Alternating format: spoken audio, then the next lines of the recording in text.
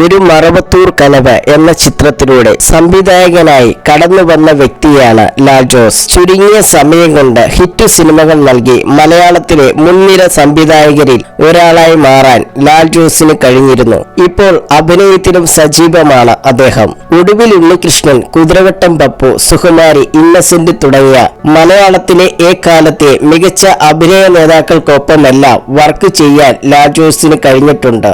നടി സുകുമാരിയെ കുറിച്ച് സംസാരിക്കുകയാണ് ലാൽ ജോസ്. അമൃത ടിവിയോട് സംസാരിക്കുകയായിരുന്നു അദ്ദേഹം. സിനിമാ സെറ്റുകൾ സുകുമാരി ചേച്ചിക്ക് ഒരു വീട് പോലെയായിരുന്നു. സെറ്റിലുള്ള എല്ലാ ആളുകളും അവരുടെ മക്കളാണെന്ന ഒരു ധാരണ അവർക്കുണ്ടായിരുന്നു.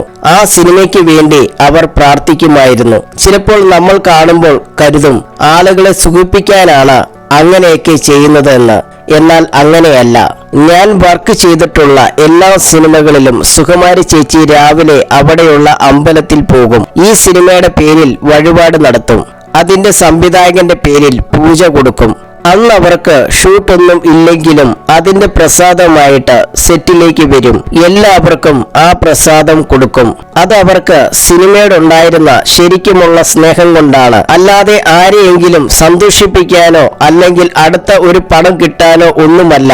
അവർക്ക് സിനിമയോട് അത്രയും സ്നേഹമാണ്, ലാൽ ജോസ് പറയുന്നു.